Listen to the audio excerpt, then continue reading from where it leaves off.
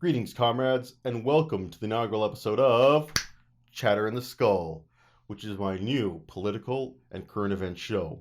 And if you've been following my updates, you guys know that I have been itching to do more political content on this channel. Political content on this channel has been a mainstay for quite some time, and I've been eager to get back into it after I actually did a couple of political streams, which, in my opinion, went very well, and I enjoyed them immensely. And it gave me this sort of great epiphany that, I have to talk about politics. I won't be happy if I'm not talking about politics. And lo and behold, this became the inspiration for the show. And here we are today. So, in case you don't know about me, most people you probably do know about me.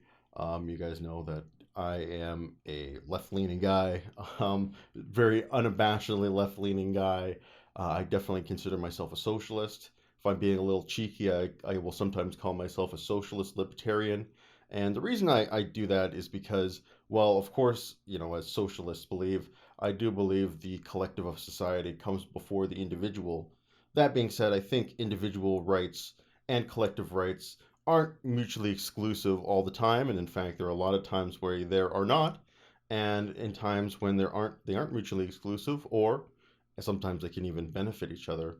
I think it's definitely not advisable to throw away and trample on those kind of individual rights. There's no real reason to, unless, again, they come into conflict with the greater sort of collective will and collective need of society. So, yeah, I've been a left leaning guy pretty much all my life. Back when I started this channel, I used to be a lot more left leaning, like fire breathing radical. Age and kids have kind of tempered me a little bit, but that being said, I still very comfortably identify myself in that socialist camp. So yeah, what's the show going to look like exactly? Well, let me give you guys the kind of rundown for what my vision for the show is going to be. First off, we're going to talk about various political and current events. Today I have three topics that I want to cover. First is Russian mobilization and the current Ukrainian counteroffensives. Second is the recent election in Brazil. And third is sort of a midterm, state of the midterms as we come up to that big election next month in the United States. And of course, the main part is to give my analysis and breakdown of what exactly is going on and what I think about these topics. And then the second part I want to do is kind of respond to people that are on the opposite side of the political spectrum and what they think about these kind of issues. I think that, especially here on YouTube, the right wing has gotten away with not a lot of counter commentary, and I hope to and intend to change that with the show. And one of the big kind of turning points for me and what inspired me to do the show is that there's kind of been like a shift in the way that I view conservative content, and I have what I call a roster. It's like a roster of conservative content creators that I think are probably the most influential in that sphere that I occasionally check in on and see exactly what they're talking about. And there's been a kind of shift in this in this area, at least for the way I view them. And that is, I used to view them and kind of like get angry or whatever, but now these days when I watch these people, it's like I find myself laughing. I feel like there's been kind of a jumping the shark moment for conservatism recently, and it has opened the door to endless amounts of mockery and ridicule. And on a sort of personal level, I'm having a great deal of fun roasting these people and roasting their perspectives. And I guess it could have stopped there if what they were saying wasn't so friggin' dangerous, but we'll get to that when we get to it. And before I talk about what the last segment for the show is, I do want to say to the right-leaning comrades out there, and I know you're out there, and I know you've watched this channel, you've talked to me, you've commented to me before, and to you guys, I want to say is my job isn't to come up here and disparage fellow members of the working class. That's not what I want to do. I want to take aim at the intellectual thought leaders of conservatism right now and the right-wing movement. And if you take personal offense to me roasting these people, well, I'm sorry. There's nothing I can do for your sensibilities beyond this point.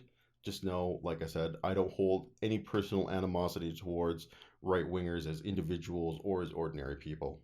And the last segment that I want to have for the show is a sort of viewer and comment section where I can kind of go over questions, comments that people have sent to me, and we can maybe do more of a broader sort of rapid fire kind of session on those topics. Obviously, considering this is the first episode, we're not going to have that. We're just going to have this little intro. Though going forward, I'm definitely going to try and bring more and more of that into the mix. My goal right now is to make this a weekly show. I'm hoping to increase the frequency, and I've got a pretty good, I think, setup here where I can kind of, once I've got my system, I can start to really just sit down and talk and be able to work things out pretty easily. And I'm hoping to increase the frequency of the show as time goes on.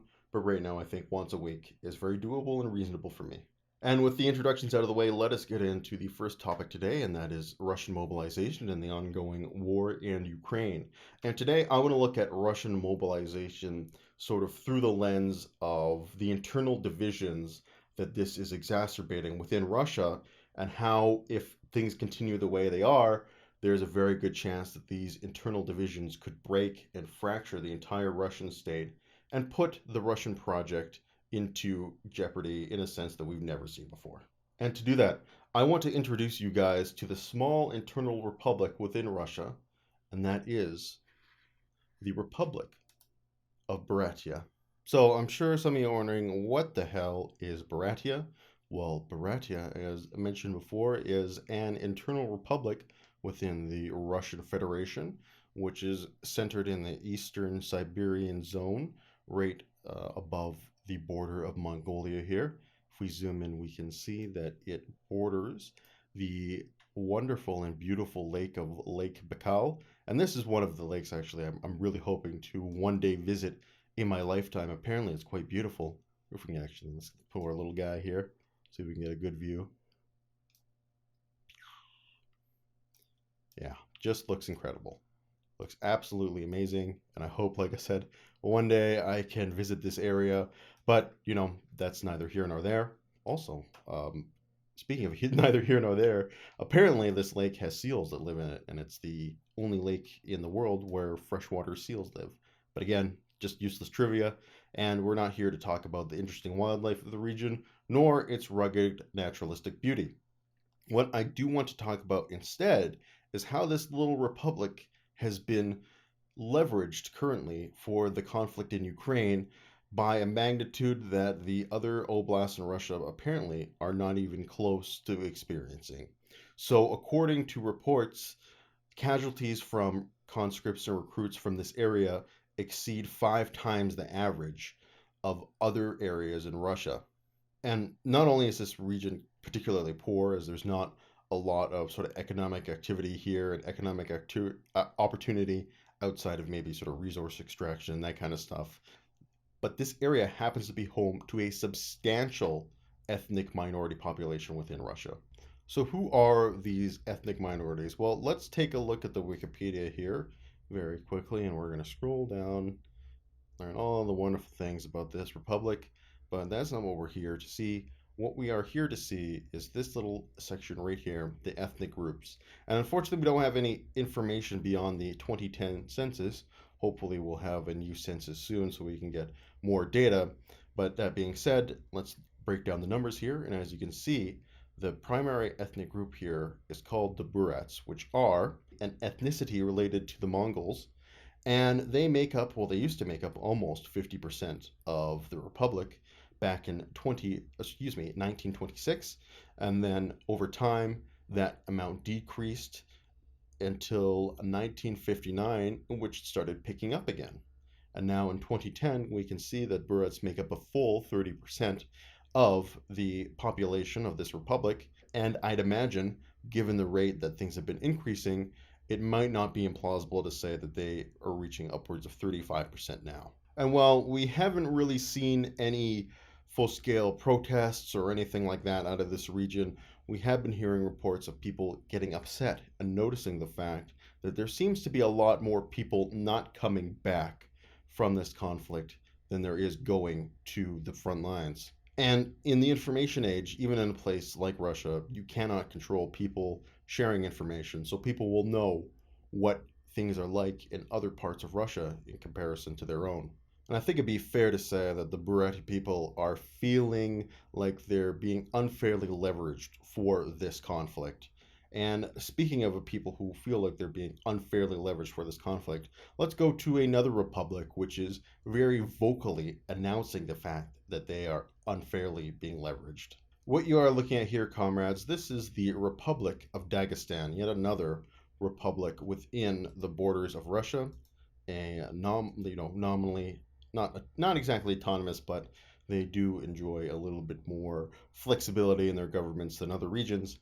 And as you can see right here, it's in the northern part of the Caucasus. So it borders the Chechnya region in the Caucasus region, and it happens to be one of the areas of Russia which is predominantly Muslim in religion. And not only that, it has very, very few ethnic Russians who actually live there. And we know that a lot of people from this region are being recruited for this conflict because the region has a notorious reputation for producing hard mother effers. If any of you guys follow UFC, Dagestan is the region where UFC legend and, in my opinion, genuine superhuman Khabib Nurmagomedov is from. And whenever I think of somebody from Dagestan, let me tell you, this right here is exactly what I'm thinking of. Just some tough son of a bitch beating the crap out of somebody. So yeah, it makes sense that you'd want to get as many of them in your army as you possibly can. But it also makes sense that you don't exactly want these guys working against you. And these are people who, if pushed hard enough, will certainly push back.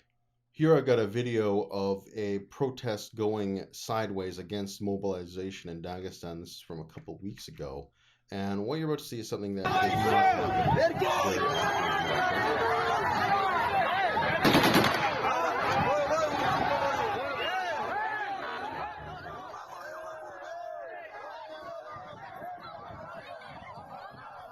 So yeah, here the fire wants no change. Again, people starting to move a little bit.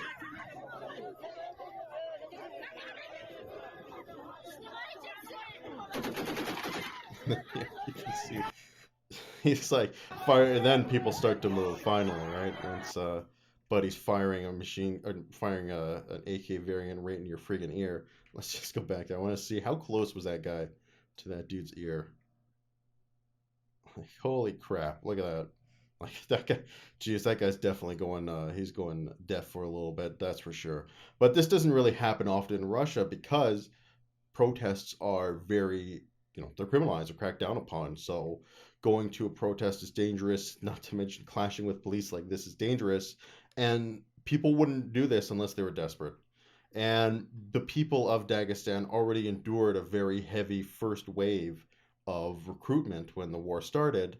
And then, of course, this is when they're coming back for the second wave of people. And needless to say, the crowd is not having any of it. Let's once again bring up sort of our ethnic groups here. This is for Dagestan. And this certainly puts the issue that the Russians are having in Buryatia to a whole new level, because as you can see right up here, the people of Dagestan include a large variety of ethnicities according to the 2010 census. Northern Caucasians, including Avars, Dagins, Lagins, Tuks, and Chechens, make up almost 75% of the population of Dagestan. 75% of the population is non-Russian. And not only that, a further 21% of people are made up of Turkic peoples, just as Cumans and Azerbaijans, and only 3.5% are ethnic Russians. And if you can see here, we'll look at the breakdown here. Avars make up 30%, Dagans 17%, all the way down Azerbaijanis. There's more Azerbaijanis that live here than there are ethnic Russians. So, yeah, very, very serious issue for Russia. They don't exactly have a whole lot of people who would be friendly to them if they continue to try and exert themselves on this republic and have it give more than it is actually able to give to the Russian state. So it seems pretty clear that Russia is trying to leverage its ethnic minorities against Ukraine in this conflict, and people are starting to take notice, and not just across the world, but within the country itself. And as I alluded to before, this is one of the fundamental divisions within Russia. That is because at its core, Russia has always been, and still to this day is, an imperial project. And the reality of the Russian state is that this entire country is basically a half a millennia long imperial project to defend the indefensible borders of the Russian heartland. So as you can see here, right around Moscow, this is the Russian core. This is the Russian heartland. This is where most ethnic Russians reside. And it is a indefensible mess of plains and forests and wide open spaces. And as this area grew stronger and stronger throughout history and began expanding further and further, it was able to take more and more territories, seeking to find some sort of defensible barriers in which the Russian state could hunker down. And this project over the centuries led the Russians down to the Caucasus and all the way to the borders of eastern Siberia and China proper. And the fact of the matter is that everything that the Russian state designs is for the benefit and for the uplifting of that Russian heartland. And that generally comes at the expense of people on the peripheries. So the further and further you move away from this heartland, the less and less reason you have to stay in Moscow's orbit. And as Moscow continues to struggle in its war in Ukraine and continues to try and leverage non Russians to fight this war, I have a strong feeling that more and more of these republics and peoples on the periphery of the Russian system are going to realize that staying within it doesn't offer them a lot of benefits. So that's the first sort of division being exacerbated by this mobilization. Let's talk about the next one, which is within the Russian population itself, and that is sort of the, generally speaking, it's an urban-rural divide, but it does go a little bit deeper than that. Maybe it can be more educated. It also can be a young-old divide. Regardless, it happens to be sort of the divide of for and against the war. And people who are for the war generally come in a couple of different categories. They tend to be older, they tend to live in more rural areas, and they tend to be less educated, whereas people who are against the war tend to be more educated, more urbanized, and younger. So let us begin this segment by showing you yet another video here. This is a video from the Irkutsk region, and this building in the background is a recruitment center. So let's see what we have here. I've turned off the sound here because, well, there's some Russian guys. They're like mumbling in the background. It's like really scratchy. It's really terrible, and you can hear them like shuffling with a bunch of crap. So it's not worth it. We're just gonna turn it off. Anyway, as you can see, Buddy just rams his car right into the door. It looks like he's got something lit in the back there. I'm not sure what he threw up there. It didn't look like it was lit though.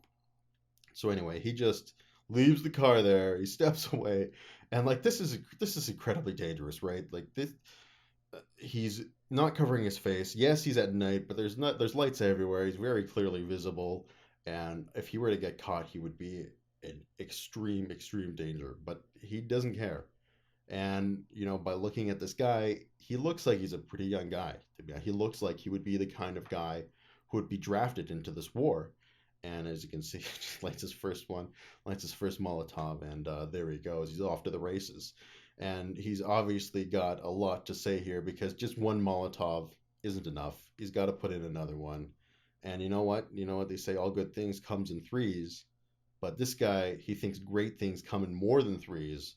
So 3 isn't even enough, as he lights up yet another one here to continue his journey and continue his work. And personally, I would have stopped at 3.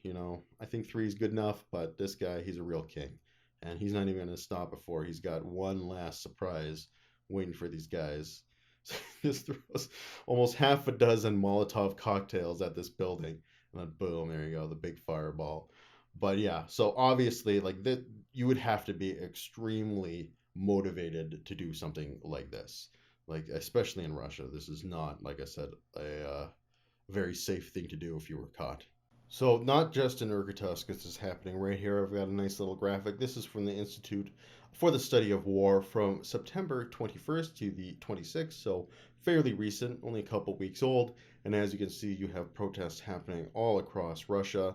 But not only that, if you look closer, you have these dots, both the purple ones or the dark blue ones and the teal ones. So in any case, those represent various attacks on recruitment centers and administrative buildings. And as you can see, it looks like there's probably, I'm not going to sit here and count them all for you, but it looks like there's about a dozen, maybe just under a dozen across the country. So this is happening everywhere. In any case, this is obviously going to exacerbate a serious problem within Russian society, which is, of course, the fact that the majority of young people don't want to go and fight this war, but the majority of the old people do. And currently, the old people are in charge. They're usually in charge in every country, unfortunately, including these ones over here, and they're forcing them to get into the recruitment offices and fight. And a lot of young people are saying F that. They're leaving the country.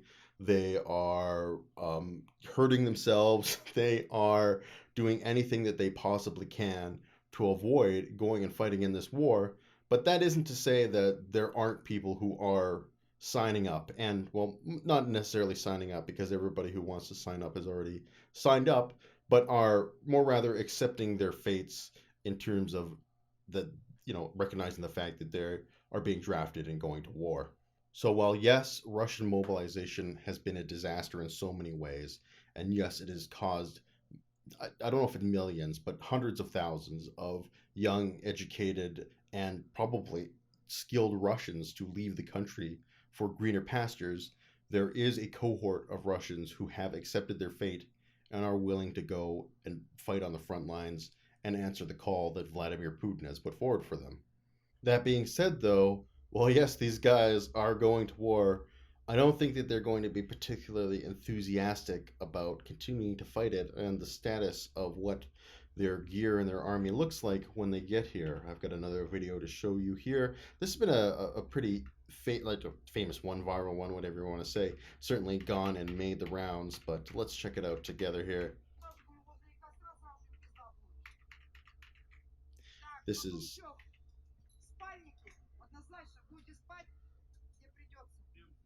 But yeah, this is a sort of rundown from a sergeant giving new recruits the information that they need and what tools they're going to need.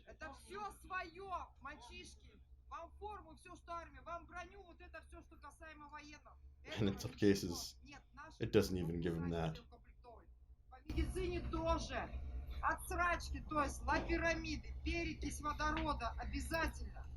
Жгуты. У меня на вас на всех жгутов не хватит, но мужиков... А? Аптечки, блядь, с этих, как его, автомобильные. Автомобильные аптечки потрошите, берите оттуда жгуты. Так, мужики, только не ржать. Жен, девушек, матерей просите прокладки. Самые дешевые прокладки плюс самые дешевые тампоны. Тампоны знаете, что Dialogue no. ранение прям туда вводите и все, он начинает разбухать и придавливать стенки. Мужики, я это еще не знаю. Прокладки обязательно, ну дешевенькие. Понятно? Вам туда все сгодится, сейчас сырая погода. У меня там мои друзья, мои товарищи. То есть вот эту всю информацию нам скидывают это. По возможности, ребята, то-то, то-то, этого, это, медицина. Мужики, сами о себе позаботьтесь, пожалуйста. And in a little way, I do kind of feel sorry for the lady and the position she's being put in. She doesn't look like she is enjoying what she's having to say to these recruits here. But in one sense, it's like she's not wrong. Like tampons, pads, whatever, in a battlefield scenario or any scenario, not just battlefield scenario, any scenario where someone's injured and bleeding heavily, and you need a quick fix, that's 100% going to be a good quick fix. But you know, that being said, when you're mobilizing your recruiter, I'm not exactly sure what this lady's title is up here telling you, yeah, we're not really going to have med kits. Yeah, we're not going to really have the medicine and the drugs you need in case you get injured. If you want to survive, you're going to have to basically scrounge up all these ad hoc solutions from your relatives and people around you. And I can't imagine that is a very reassuring thing to hear once you get to your barracks or place of mobilization.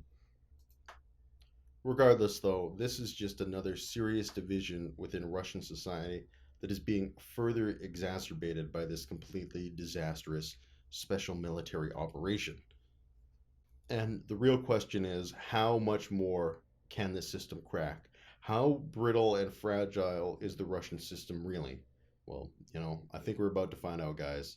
We are going to see how much it can actually endure, and you know how things have been going so far. It doesn't seem like the smart money is betting on it enduring a whole lot longer. Before we go, though, let's do a very quick update on how things are going for the good guys here, the other side. And so far, honestly, things seem to be going pretty well. Obviously, we just had that big counteroffensive in the Kharkiv region over here, which, they dummied the Russians. They smoked them pretty good and retook a huge chunk of territory here. We are right now witnessing a substantial battle happening right here once again in the Kherson region. And this is like the third battle of Kherson, I suppose, because the first one is when the Russians took it initially. Then there was another counteroffensive by Ukraine a couple weeks ago, maybe a month ago, that gained some limited success, but wasn't a huge breakthrough. And now in this third battle, they're seeing a lot more success right here, particularly in this northern region. Yesterday, they liberated a ton of villages up here in this region, and if things continue to go badly for Russia and Kherson, this to me is the linchpin of the entire operation is Kherson. If the Russians lose that, I don't know how they can conceivably recover. I don't know how they can keep going. Not only is Kherson one, probably, I think it is the biggest. I'm not sure. Is Mariupol bigger or is Kherson bigger? I'm not sure. I think it is the biggest city currently that the Russians have taken. And not only that, it's their foothold across the Dnieper River. And not only that, this area controls the water excuse me, controls the water flow to Crimea, which the Ukrainians turned off in 2014 when the Russians annexed it in the first place. And this was leading to some serious issues for the people who live there. Desertification of the regions around it. All around not a good solution. Excuse me, not a good situation to be in. And there didn't seem to be any solution to that other than, of course, actually invading the area and blowing up the dam the Ukrainians built there and turning the water flow back on. And of course, if they lose that area, all of that gain goes for nothing. And yeah, it's like I said, I just don't see how the Russians would recover from something like that. And I mean, I would assume that the Russians have large concentrations of forces here that's probably well defended. We've heard reports that the Russians have been moving a lot of their combat ready troops to the Kherson and Crimean region. So obviously they're planning something big there. It seems like both sides are planning something very big in the south. So I am going to be watching it with great anticipation to see exactly what is going to happen. And obviously, as time goes on, I'll try to do my best to update you guys and talk about any new events or anything that's happening. Before we move on to the last part of this segment, I just want to talk a little bit. We got the updates over here. Let me just slide me over just a tad. See if there's anything super important. We obviously have the Ukrainians. They've liberated a few villages over here in the Luhansk region. This is a very I know this is a very kind of scary proclamation here by Putin, which is basically demanding and ordering that the Zaporizhian nuclear power plant be put under Russian control. This is, I believe, the largest nuclear power plant in Europe. So obviously, putting that under Russian control is once again another energy leverage card that they have. But other than that, in the last couple hours, it doesn't look like anything huge has happened. Various missile strikes and skirmishes, but no big breakthroughs to note.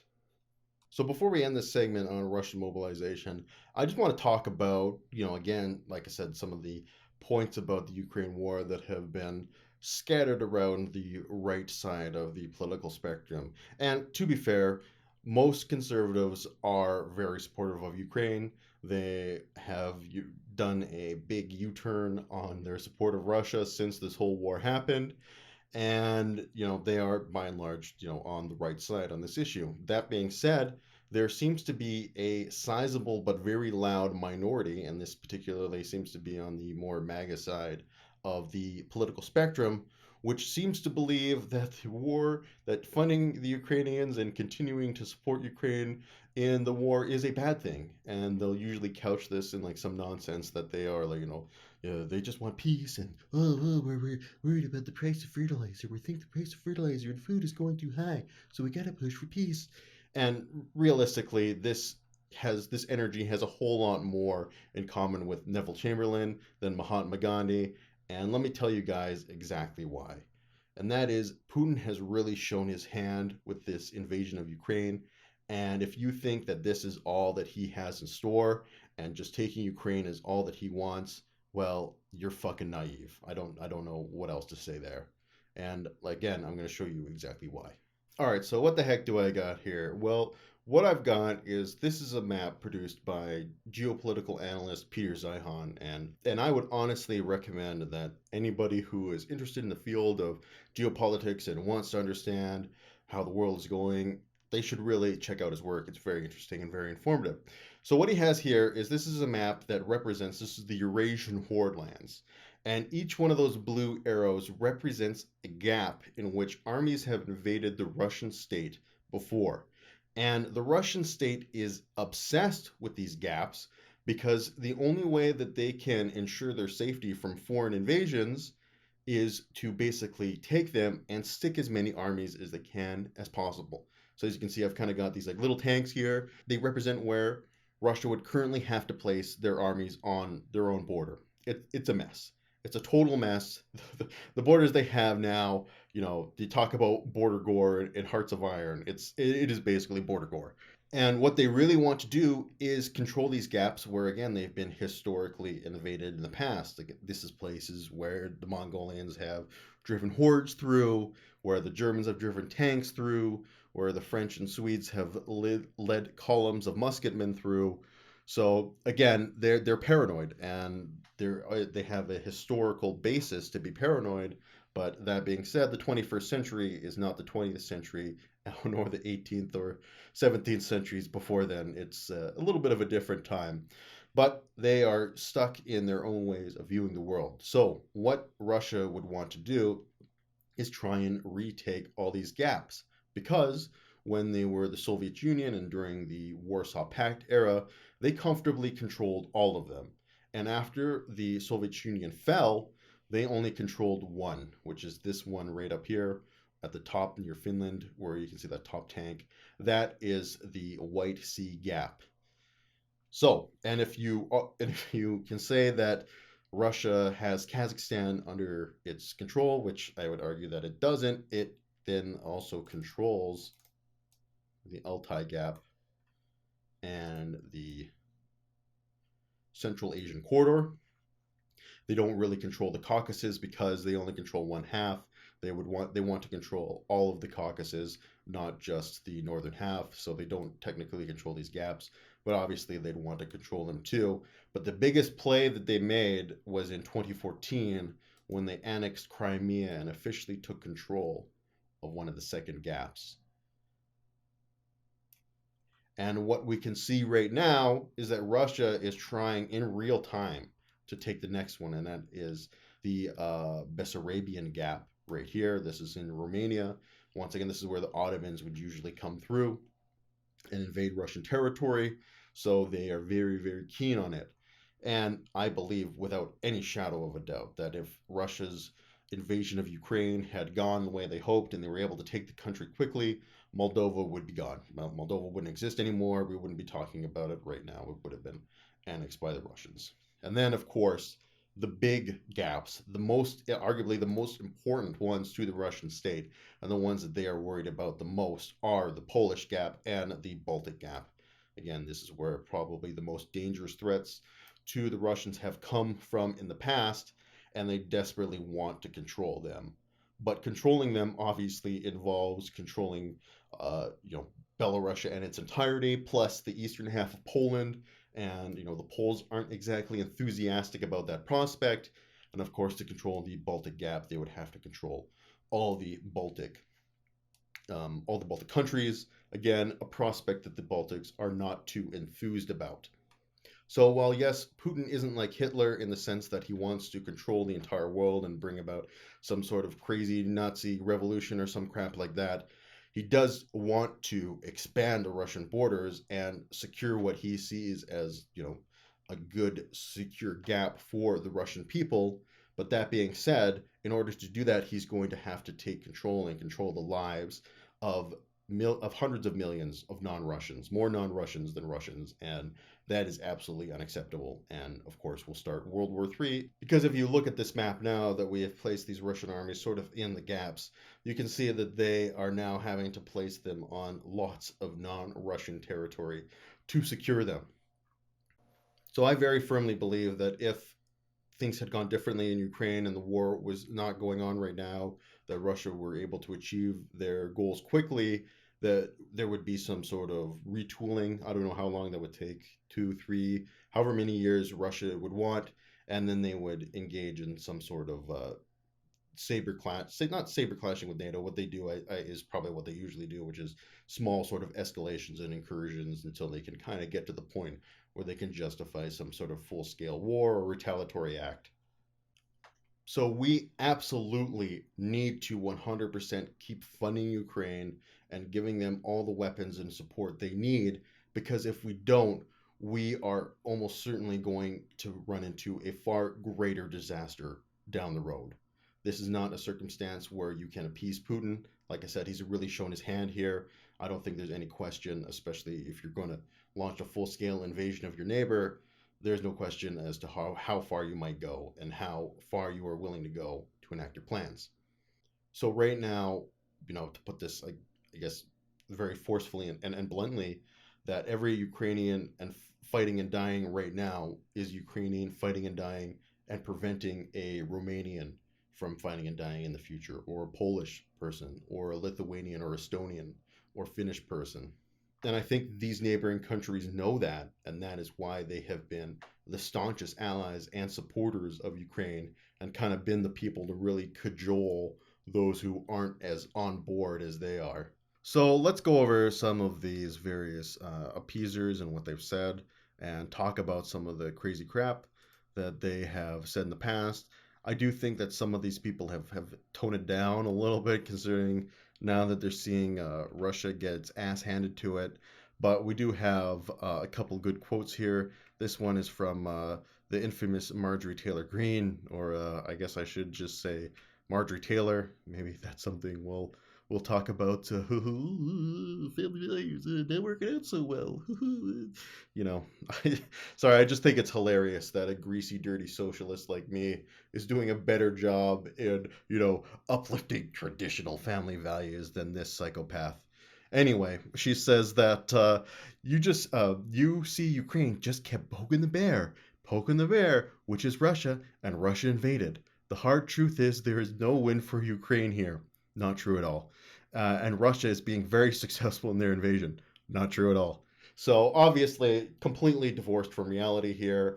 This is obviously clear victim blaming. Ukraine did nothing to promote this war. That is it's a laughable talking point to argue that Ukraine provoked this war. And honestly, it's kind of a dangerous one because, again, if we let this kind of rhetoric get out of hand and actually gain traction, I do think that there is a serious likelihood that that Russia and Putin would feel emboldened in the future to attack and try and gain further territory. I'm not going to spend a whole lot of time going over these quotes. Here's another one from the genius mind of Candace Owens. She says that President Zelensky is a very bad character who is working with the globalists against the interests of his own people. That's once again in March of 2020. These are all after the invasion of Ukraine. And to me, again, just hilarious, this idea that Zelensky is working against the interests of his own people. I would imagine that the people in Ukraine are very happy with their current president. I think he's done an absolutely phenomenal job in an extremely difficult situation. I don't think that he really could have done a whole lot better than what he's been doing. I mean, I've heard some complaints that he kind of meddled in some tactical decisions that didn't turn out very well. But ultimately, he's been doing, I think, a phenomenal job as president of Ukraine, and keeping the morale and spirit of his people high. If they had a different leader at the time, maybe it's possible that Ukraine could have capitulated, right? In the sense that if Great Britain had a different leader besides Winston Churchill, they might have capitulated as well. But let's move on to my favorite balloon boy. We'll finish off with Steve Bannon here. We've got no Republic. Oops, I'm gonna make this bigger. Sorry, it's gonna look terrible if I don't. He says no Republican should vote for any money for Ukraine. $0 for Ukraine. That was in March 2020. Of course, this is definitely, like I said, not exactly going to be giving Ukraine the preventative medicine it needs to prevent further geopolitical disasters. And not only that, right? Honestly, I would be happy in from a political perspective if Republicans adopted this talking point, because it just shows that they are losing their grip on foreign policy. Republicans have been stronger than Democrats, usually, historically speaking, when it comes to foreign policy. But as long as they keep these talking points up, that's going to go right down the shitter. And the last one I'll read here is that every member of Conservative Inc. Not really sure what that is. Maybe I'm pretty sure that's probably his like slam term for establishment conservatives or whatever. But he says every member of Conservative Inc. that backs the Ukraine war is a simp. And I mean, it's just so funny, right? Steve Bannon, the simpiest simp that ever simped his way out of Simpville, calling people a simp for supporting a country's right to defend itself against a foreign aggressor. Just classic, just totally gives you the kind of mentality that these people have. And there was kind of one last little bit that I wanted to talk about, and that is one of the things that Jordan Peterson said recently, where basically he alluded to the fact that the reason why Russia invaded Ukraine is because Western civilization has become so degenerate that Russia had no choice but to stop it from encroaching on his borders or some crap like that. And this to me represents like one of my biggest things that I wanted to do with this show and going into the show is talk about, again, the conservative arguments that they have. The conservatives have about 5 or 6 different arguments that they regurgitate ad nauseum, that they just kind of dress up different language to make it sound different. And at this point, living here in the most conservative part of Alberta and being surrounded by a ton of conservative people and hearing all the crap they have to say, I've heard all these arguments ad nauseum, and I don't think that there is any new way that they can frame them. But the argument that Peterson here is advancing is the argument that I like to call the West! The West! And anyway, this is the argument where, if you really want me to break it down further, it basically is the West used to be good, now it's bad. And that's really the entire crux of what they say. But ultimately, I thought you could distill that argument even further to just sort of a guttural yell. And to me, this argument, I can't believe that anybody really takes it seriously. That anybody thinks that, like, the West is committing suicide or the downfall of Western civilization is upon us. Because usually, when you break down like what they actually believe and why they believe that the West is falling, it's usually nonsense like, oh, there's social justice in academia, or oh my God, gay people have gone too far. Oh, transgender people can use their preferred pronouns, which are just people who have, outside the norm lifestyles trying to live and enjoy their lives. And this upsets them greatly. But the funniest part of the whole argument of the West is that when you actually break it down and if you actually take it on face value, Western civilization fucking sucks. And what they're really saying is that Western civilization is so inflexible, so bigoted, so fragile that it can't handle the existence of gay people and transgender people within it. And if that's actually the case, then as far as I'm concerned, see you later. You deserve to be in the dustbin of history. But what's much more realistic is the fact that that's all a bunch of nonsense. And that this talking point is really just a talking point that these kind of kooks use to confuse lost men into buying into their political agenda. And that this whole idea that Western civilization is falling or committing suicide or whatever is really just a bunch of fear mongering nonsense. Anyway, this is a Bacall seal. Isn't he cute? All right. Well, that actually brings me to the end of our segment on the Ukraine war and Russian mobilization.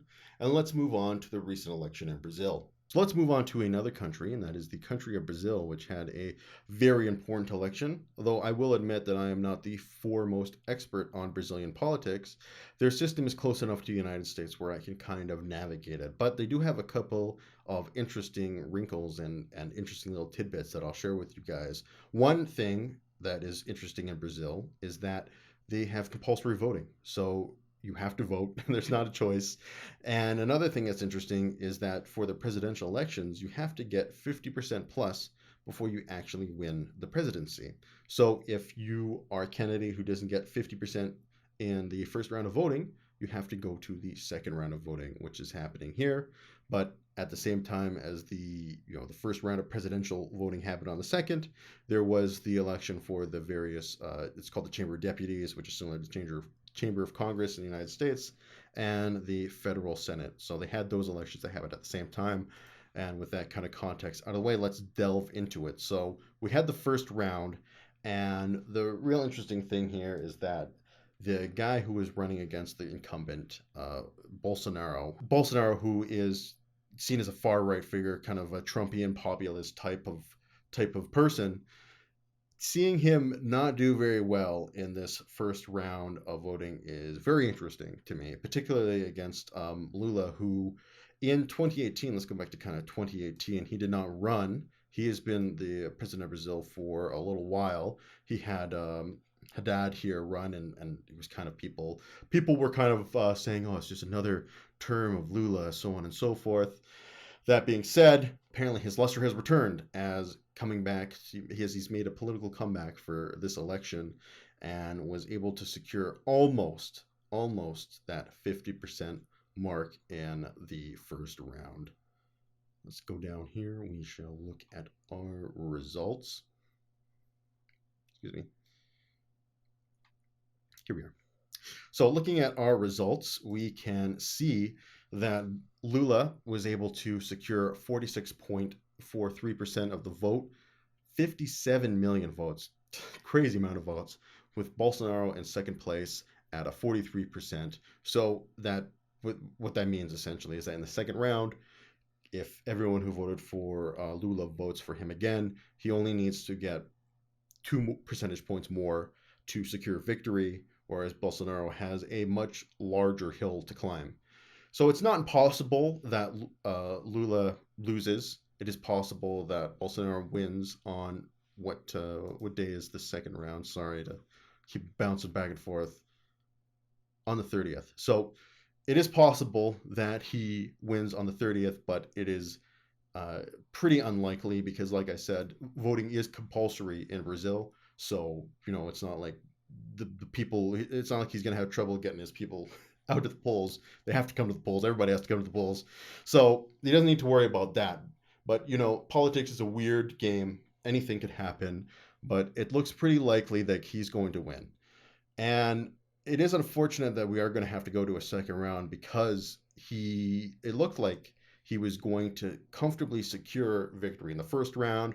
However, the polls overestimated his support, but they also underestimated Bolsonaro support, who was hovering kind of in the high 30s type of area. But that being said, it's still obviously a victory for the left in Brazil, but not the victory that, not the outright victory that we were hoping for. I do really hope that Bolsonaro goes down. Seems like he's kind of a scumbag. To be fair, I haven't exactly looked through all of his policies, but talking to people from Brazil, it doesn't exactly seem like things are going so well down there. So it's pretty. It is a nice kind of blow to the MAGA movement, to this weird far right movement that is coming up across the globe. It's a nice blow to see one of their figureheads take a serious political beating. The bad news here for the left is unfortunately in the Chamber of Deputies. And let me tell you guys something about the show. I'm going to tell you guys what my biases are. I'm going to tell you where I stand. But at the same time, I'm also going to try my best to tell things to you like it is. So even if you know what my biases are, I'm still going to do my best to parse things out as best I can for you. So yeah, and I'll give it to you straight. The news for the left in the Chamber of Deputies is not good. The Liberal Party, which is actually the right wing party, was able to gain a total of 66 seats. And while the sort of left wing coalition was able to gain a little bit of traction, it's nowhere near as much as the the Liberal Party and a lot of Bolsonaro related allies. So within the Chamber of Deputies, basically the right wing coalition managed to gain a ton of seats. And what's interesting here, and what this shows, is that while Lula is an extremely popular figure, his party, the Workers' Party, is not as popular, and vice versa for Bolsonaro, who is underperforming in comparison to where his party's popularity is. So while it looks like there will be a left wing president in Brazil, there still will be a pretty tight right wing coalition governing the Chamber of Deputies. So there definitely will, it looks like that there will be some political, some political friction there going forward. That being said, we'll have to see what happens on the 30th. Um, and I am right now just assuming that Lula is going to win. If things were a little bit closer in this first round, we might be having a different conversation. But it's this kind of margin is going to be very difficult for Bolsonaro to work up and over, unless we have some kind of crazy political implosion in the next month or so. I expect Lula to win fairly comfortably. So we'll be following that going forward. I did just want to talk to you guys about this because not a lot of people are talking about it. Brazil is not seen as like a major player on the world stage, but that being said, they have a huge population. They have a large economy, and particularly in food exports, they're a very, very powerful food exporting nation, and one whose politics I think deserves to be discussed and known about, for more people than just in Brazil proper. So, like I said, we'll keep up with that. And that brings us to the end of our Brazil segment. Don't really have a lot to say in terms of what other people are saying about this. Like I said, not a whole lot of people have been talking about this election and covering it, but I wanted to make sure that like I said, I think Brazil is an important country and this election has important political ramifications. So I thought it was important to at least cover it briefly. All right, there, buckaroos. Let's get started by taking a look here at the generic ballot for the 2020 midterms. This is from 538. I also have another generic ballot here from Real Clear Politics, which gives the Republicans a larger advantage than 338. I have both because just trying to look around my microphone. But anyway, in any case, I have both because there's a lot of people who don't like 538 and don't like Nate Silver because he stunk it up in the 2016 election. And that's true. He did stink it up in the 2016 election. But the reality is, so did everybody, pretty much. And if anything, he stunk it up slightly less than everybody else. So, I definitely don't trust him as much as I used to. But that being said, he's one of the best data compilers out there. So he still has value in my mind. That being said, we will look at both here. So we have the Real Clear Politics generic ballot, which shows a slight lead for the Republicans. What I think here is really interesting in the last couple days, we've seen a massive increase in Republican support. And I'm trying to think, like, what could that have been? What has happened really in the last couple days that have um, caused this kind of shoot in support, has caused this kind of upward shot in support? And I personally can't think of anything off the top of my head. So it's very interesting here to see the Republicans shooting up just before the midterms. On the other hand, here on the 538 forecast, it's a little bit different. You have the Democrats up by 1.1% still. That being said, they have gone down. They used to have almost a full 2 points, 2 point advantage a couple weeks ago, but that has dwindled down to 1.1, just a 1 point advantage. That being said, though, when you go back further and well, this is like when Joe Biden was actually liked people. But yeah, you go back, right? This was in Afghanistan when people really started to turn against him. That's August of last year. And the Republicans have been able to maintain a sizable advantage up until, of course, you have the overturning of Roe v. Wade, which is, in my opinion, a massive political earthquake. And just to kind of look at the the Real Clear Politics right here. Yeah, I'm not going to sign into Real Clear Politics there, Google. You can pound sand. Sorry. Anyway, so yeah, you can kind of see the same exact. You can see the same sort of pattern happening here. Though the main difference here is this big uptick in support, which is not as reflected in the 538 forecast here. Although, like I said, it has shrunk a little bit in the last week. But it's the similar until Dobbs, of course. You have a relatively sizable Republican lead, and then it shrinks to neck and neck. And then, according to Real Clear Politics, the Democrats were able to open up a slight advantage until recently, where it has gone back to a slight advantage for the Republicans. So, needless to say, things were looking very good this year for the Republicans up until the overturning of Roe v. Wade. And I don't think Republicans realized how much political capital it cost them to get that done and how much it will hurt them politically moving into the future. That being said, even though the Democrats are opening up a small advantage, or keeping things relatively tied depending on which forecast you're using, the Republicans are. I don't agree with this. Slightly favored.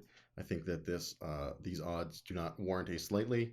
I say that the Republicans are favored to win the House, and that definitely stands considering that gerrymandering and other political tools that Republicans have used over the years have managed to secure them a decent enough advantage in the map of Congress that when they go into it, they generally speaking, if Democrats and Republicans are 50-50 in terms of popular support, the Republicans will be able to win the House majority.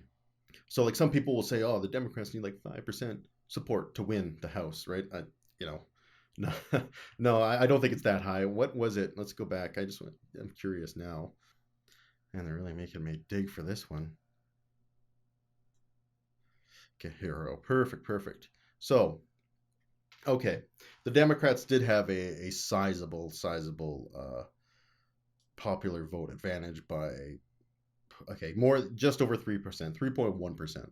3.1%, and they were able to secure the smallest House majority in existence. So yeah, that's a tough margin there for the Democrats for sure, no question. Considering they fell considerably from the last election where they beat the Republicans almost by 10 points in the popular vote. So regardless, going into the House elections, the Democrats are going to need more than just a 1.1 or 1.5% advantage to eke out and maintain their majority. And I personally, I think it's unlikely, but anything is possible in politics. So going into this election, I don't see the Democrats winning the House. However, they do have a much better chance of winning the Senate. Let's go to the Senate projection here really quick. Is this the Senate? Okay, yes, it is. So Democrats are slightly favored to win the Senate again. I think it's a little bit more than slightly, given these odds. The main thing, though, is you guys have to remember that because the vice president is a Democrat, that all the Democrats need to get is 50 seats in the Senate, and they will effectively control the Senate. So that gives them a slight advantage over the Republicans, who will need 51 seats to end up controlling the Senate.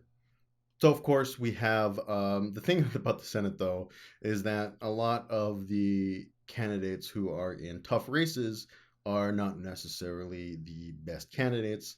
Over here, we can go to 270 to win, and we can see these are, okay, yeah. So these top ones are the ones that are considered to be most at risk of flipping. That being said, I don't agree with this. I think Marco Rubio is pretty sizable. I think he's got a pretty sizable lead.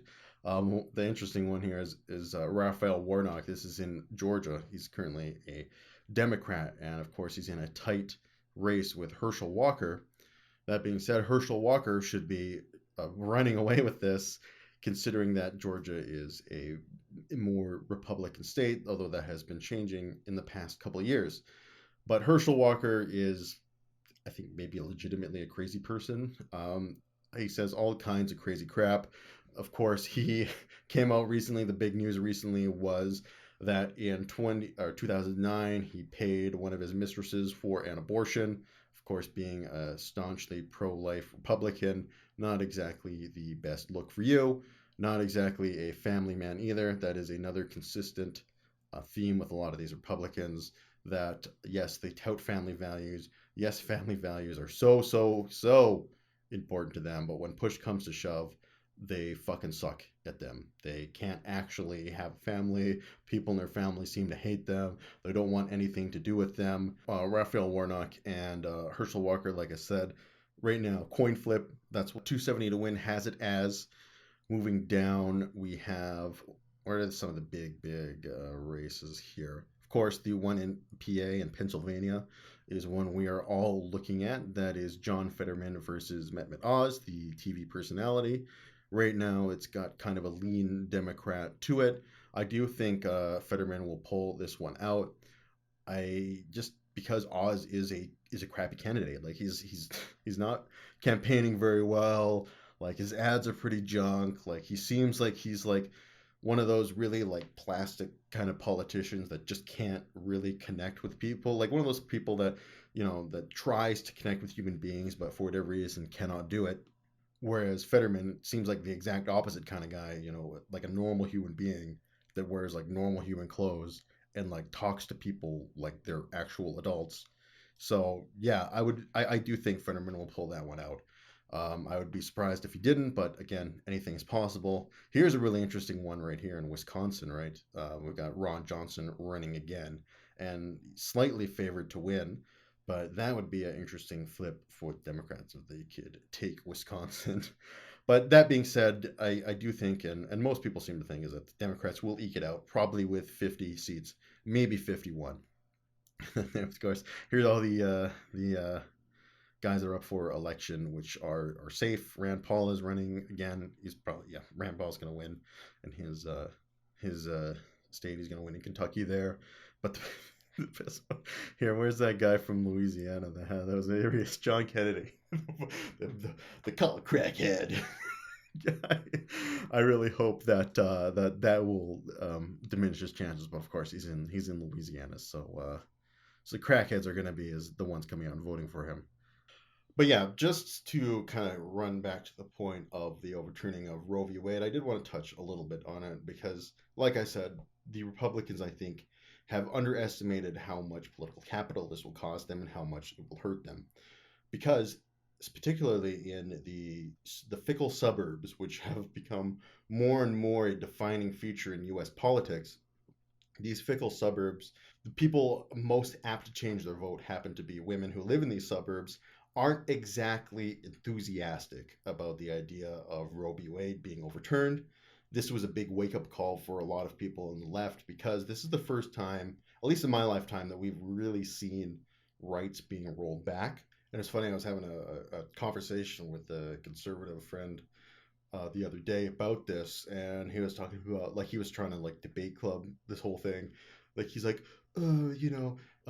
they aren't really rolling back rights because it's a poor legal decision that doesn't, actually enshrine these rights and so on and so forth. And I'm like, like I shut him down. I'm like, dude, listen, like you can sit here, you can try and do the debate club, you can try and do the mental gymnastics, but realistically, a woman and anywhere in the United States, really, but a woman in the United States is going to look at the decision and say, I have less rights than I did, 2, 3 months ago.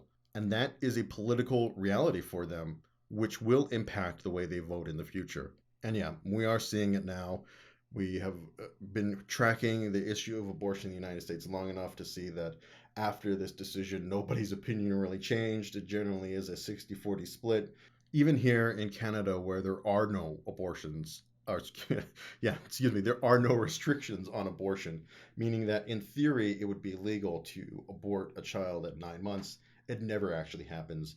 No abortion clinic will ever actually do it, and no doctor will do it again unless there is some serious medical issue. And the real thing for Republicans is that the vast majority of women are going to be pro abortion in most circumstances. Because here's the thing, right? You guys know I have a kid. And when my wife was pregnant, I learned one very important thing. And that is that our sperm fucks a woman's body right up. Transformation she has to undergo to carry a child to term is an incredible bodily transformation that, as a guy, we just have no reference for. Man, in a lot of cases, that transformation can carry a lot of medical and serious issues. The number one cause of women dying before modern medicine was childbirth, and human childbirth is it's a messy and dangerous process even now with modern medicine. And not only that, some of the transformations that a woman will endure after pregnancy might alter her body forever, and she may never be the same. And knowing that, I don't think that there's any way you can force a woman to undergo this bodily transformation. She has to want and be ready for it because it's a serious thing. And this is another reason why this whole talking point of, like, 9-month abortions or whatever being a serious issue is total nonsense, because no woman is ever going to wait that long to have an abortion. By that time, the transformation is virtually done. The entire difficult time of the pregnancy is already done. They're not going to sit there and go through the morning sickness and go through the cramps and go through all the hormonal changes just to be like, you know what, now that that's all done, see you later. So yeah, it's a serious issue that is going to impact the way women vote and think about politics in the United States for years to come. And I hope the Republicans are ready to deal with the ramifications of that. And while I don't think that we're going to see the big sweep like Michael Moore was on Bill Maher's show predicting some big Democrat sweep, I'm not that optimistic, but I certainly do think that we are in a very different political climate before that decision came down. And now the Republicans are in a lot worse position politically than they were 6 months ago. And well, with that, everybody, we have come to the end of our first episode of Chatter on the Skull. So I want to thank you guys for watching. This has been the Comrade. I hope you enjoyed what we talked about today. I hope you enjoyed the show. And if you guys have anything you want to talk about in tomorrow's episode, want to leave some comments, want to respond to anything that I have to say, I'm happy to hear it all in the comments below. I'm also going to leave a link to the Discord in the pinned comment. It's a great way to get a hold of me, and especially if you want to ask me questions or bring up ideas and material for the show. Some of the material we talked about today, I actually was informed about by members of the Discord, so big shout out to all of them for helping keep me in the loop and keeping me informed about what's going on. So yeah, I can't wait to hear from you guys. I can't wait to hear your opinions on the show. Honestly, creating this show has been some of the most fun I've had in a long time, and it of course gives me the opportunity to talk about things which are close to me and I care a lot about. So, with that being said, this has been the Comrade, signing off for now. Until next time, you guys take care.